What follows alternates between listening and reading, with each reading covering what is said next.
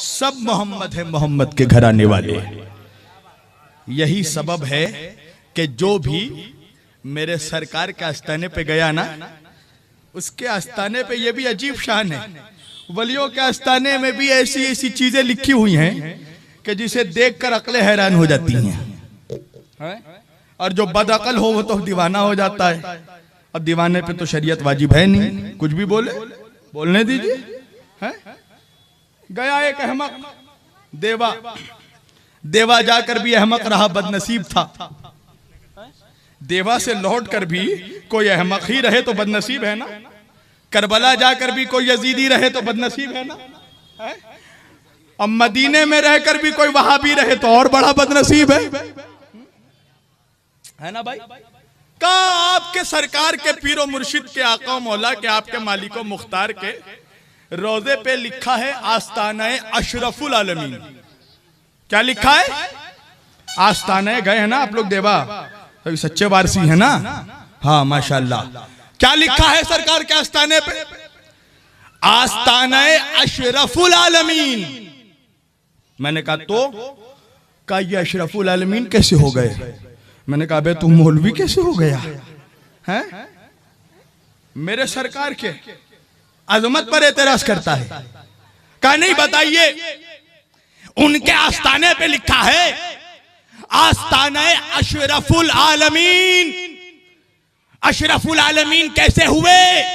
मैंने कहा रे अहमक, ये भी तो देख कि उनका नाना कौन है, उनका दादा कौन है, उनके बाबा कौन है, उनकी जद कौन है, उनकी मां कौन है। खानदान देखकर बात कर बदतमीज। का कौन है उनके नाना? मैंने कहा उनके नाना वो हैं जिसके लिए अल्लाह ने कुरान में कहा वमा अरसलना का इल्ला रहमतल लिल आलमीन। जो रहमतल लिल आलमीन।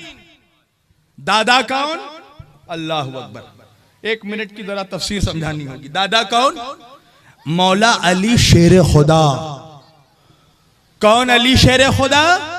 जिसको सन 10 हिजरी में गदीर के मैदान में 1,26,000 सहाबा के दरमियान मेरे आका ने हाथों में उठाकर कहा मन कुन तो मौला हो फहाजा अली मौला।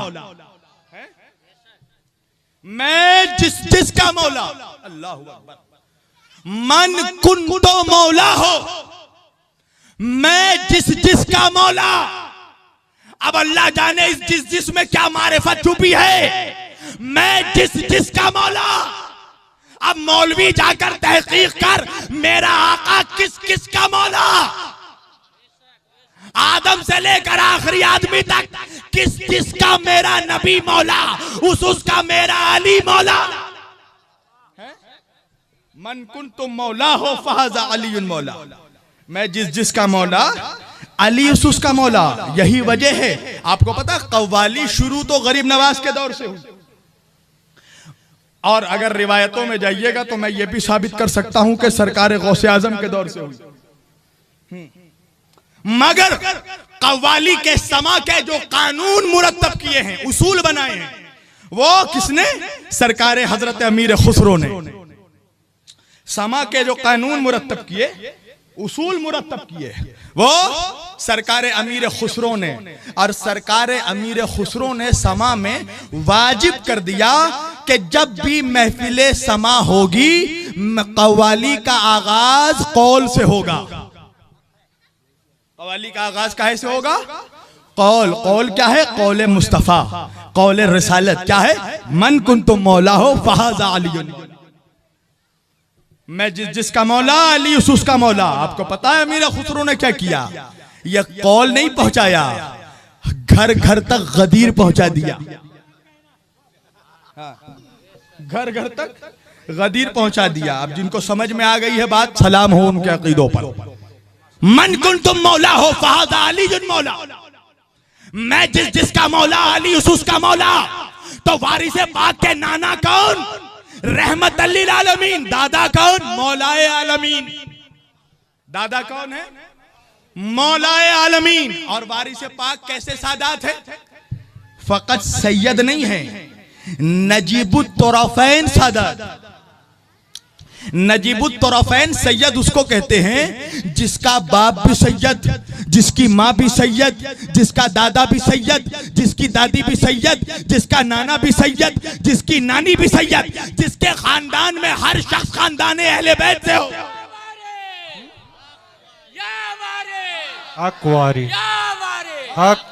जिसके खानदान में हर आदमी खानदान अहले बैत का शख्स, उसे नजीबुत तोरफैन कहते हैं।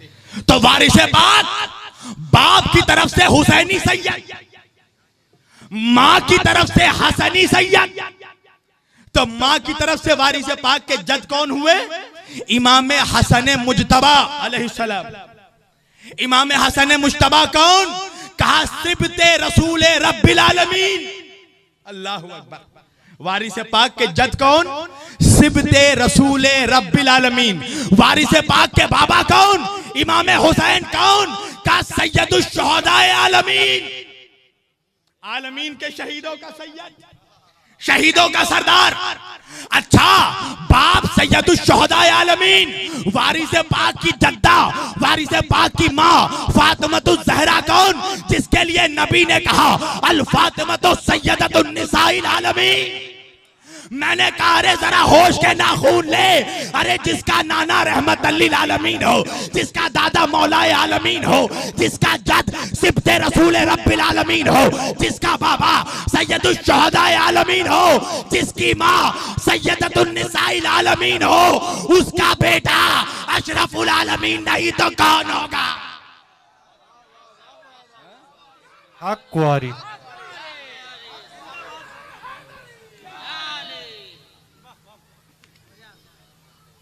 जिसका नाना रहमत लिल आलमीन, जिसका दादा मौलाए आलमीन, जिसकी माँ सैयदतुन निसाइल आलमीन। वारिस को ऐसे ही नहीं बनता है। जब अली का खून, मुस्तफा का लहू और फातिमा का दूध मिलता है तो वारिस बनता है। जब माँ फातिमा जैसी होती है तो बेटा वारिस अली जैसा होता है। अशरफुल आलमीन कैसे हो गए? मैंने कहा बे मुसलमान तो दूर की बात, तुझे इंसान भी नहीं होना चाहिए था, तुझे तो हैवान होना चाहिए था। गुस्से में आ गए शेख जी, बहुत गुस्से में आ गए। मुल्लाओं को गुस्सा बहुत जल्दी आता है, और गुस्से में आ गए। कहा खबरदार मौलाना, हमें हैवान ना बोलना। मैंने कहा क्यों? कहा इसलिए कि हम लोग हजरत इंसान हैं। कौन है? इंसान, हजरत इंसान। मैंने कहा बे इंसान है तो इंसान होने पे इतना तकब्बुर क्यों, इतना फख्र क्यों? तो मुस्कुरा कर दाढ़ी में हाथ रख के कहने लगा इसलिए कि हम अशरफुल मखलूकात हैं। कौन है मदर भाई? अशरफुल मखलूकात। मैंने कहा तू अशरफुल मखलूकात है? कहा? मैंने कहा तू किसी नबी का बेटा है? कहा नहीं। मैंने कहा तू किसी रसूल का बेटा है? कहा नहीं। मैंने कहा तू किसी वली का बेटा? कहा नहीं। मैंने कहा तू किसी इमाम का बेटा है? कहा नहीं। मैंने कहा तू किसी गौस का बेटा? कहा नहीं। मैंने कहा तू किसी कुतुब का बेटा है? कहा नहीं। मैंने कहा तू किसी अब्दाल का बेटा है? कहा नहीं। मैंने कहा तू किसी मदार का बेटा है? कहा नहीं। मैंने कहा तू किसी वली का बेटा? कहा नहीं। मैंने कहा तू किसी मुहद्दिस का बेटा? कहा नहीं। मैंने कहा तू किसी रसूल का बेटा? कहा नहीं। मैंने कहा तू किसी उलुल अज़्म पैगंबर का बेटा? कहा नहीं। मैंने कहा बे तो तू बेटा किसका है? और अल्लाह जाने बेटा है या लपेटा है, किसका बेटा है? तो मुस्कुरा कर कहने लगा मौलाना हम तो गुनाहगार के बेटे हैं।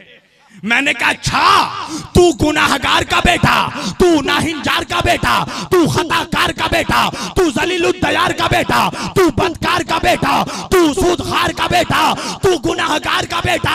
अरे तू खताकार का बेटा होकर अशरफुल मखलूकात हो गया, और वो मेरा वारिस अली जो है अहमद मुख्तार का बेटा, हैदर कर्रार का बेटा, अहले बैत अतार का बेटा।